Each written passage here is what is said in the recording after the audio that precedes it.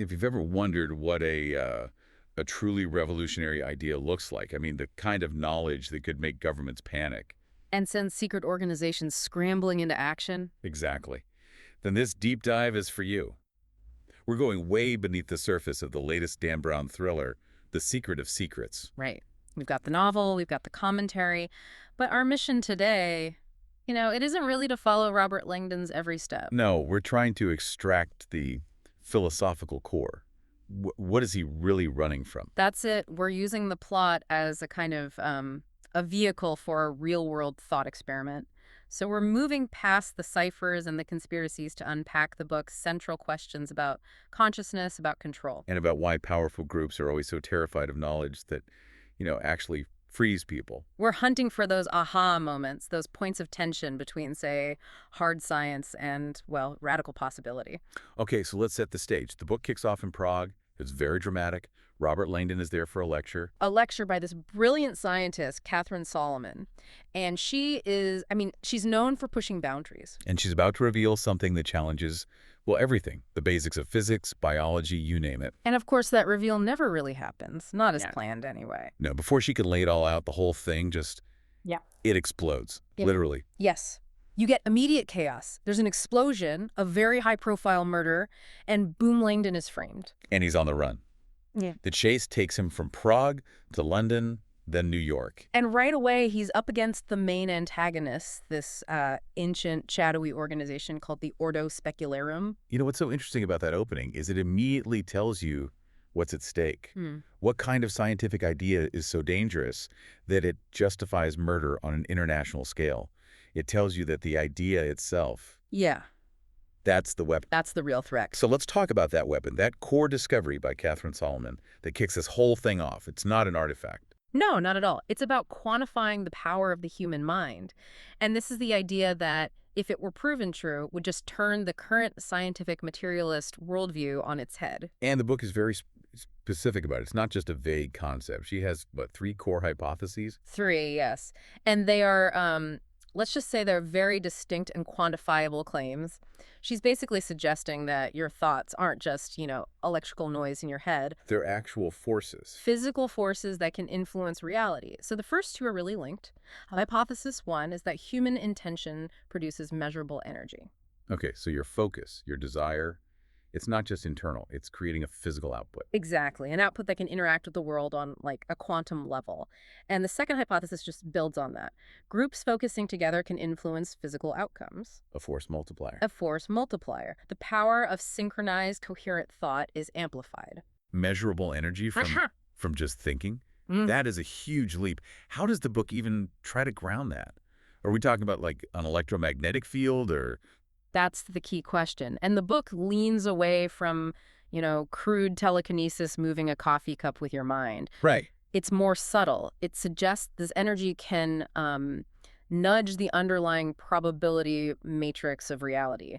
It's like finding a previously unknown input slot in the universe's operating system. Which is what makes it a scientific claim, not just a philosophical one. Precisely. That's the threat. And as if that wasn't enough, what's the third hypothesis? The most provocative one. The third one.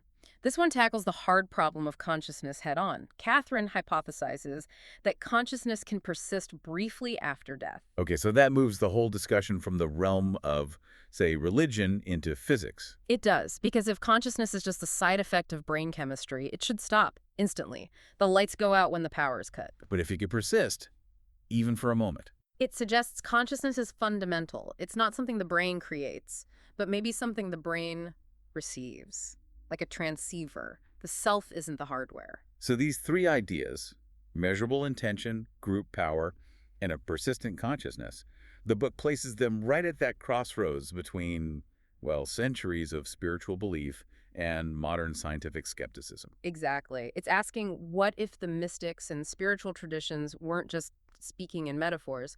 What if they were describing a physical law we just didn't have the tools to measure yet? And it forces you, as the listener, to wonder, what if the mind is more powerful than we've ever been led to believe? That's the hook. That intellectual possibility is what makes this so compelling. Okay, so a discovery of that magnitude, it has to have an equal and opposite force. It has to. So let's pivot from the radical idea to the radical fear it creates. Let's talk about the antagonists, the Ordo Specularum, and this theme of total control. What's so chilling about the villain, Elias Shutapan, is that he doesn't doubt Catherine's findings for a second. He believes her completely. Absolutely. He understands the implications, the societal, the political implications, probably better than anyone. His whole motivation comes from a place of belief, not skepticism.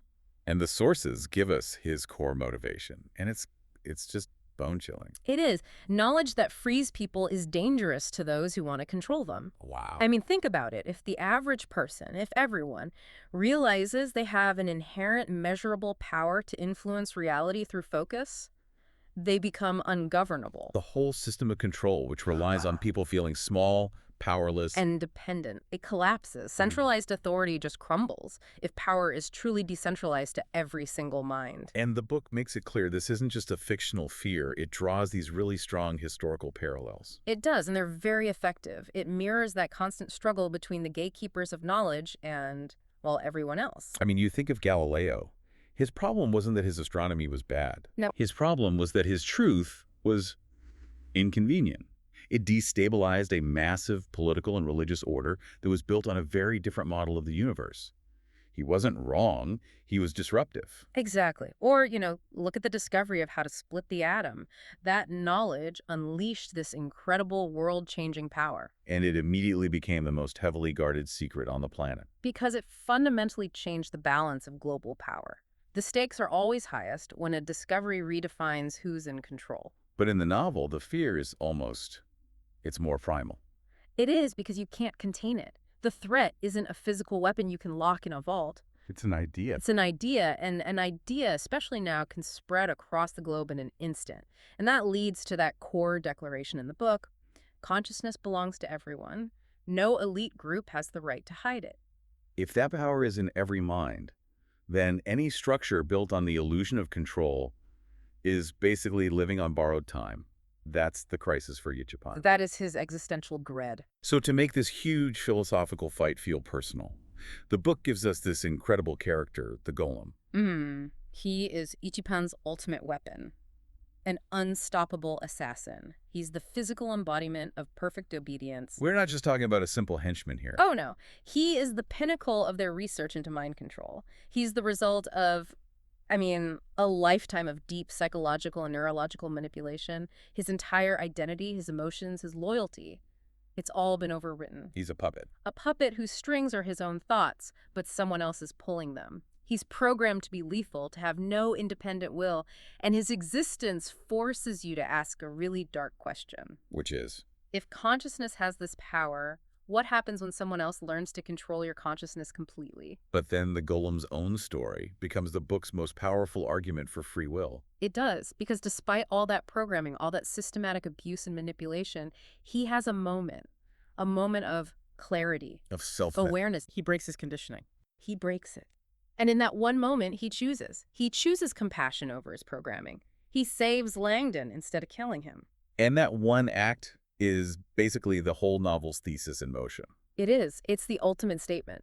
If the mind can be controlled, it also has the inherent ability to realize it's being controlled and to fight back. To assert its own will. And this leads directly to the book's final take on our existence. It frames free will not as some, passive gift you're born with. It's a fight. It is an active, constant, demanding fight. It's an act of defiance against every force, internal and external, that tries to limit you. Which brings us to the aftermath. Yeah. The story wraps up, Catherine's research gets out, it's released to the world, and the reaction is pretty much what you'd expect. It's a perfect mirror of how humanity has always reacted to a major paradigm shift. You get chaos. Total chaos. You get this huge surge of acceptance from people who were ready for it, who were searching for something like this. You get absolute rejection from the established institutions. Of course.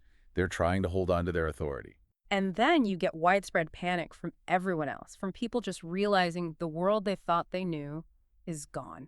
It's messy and complicated. Just like, the reaction to Darwin or Copernicus or even something like AI today. Exactly. And that's the author's final point, really. The real secret of secrets.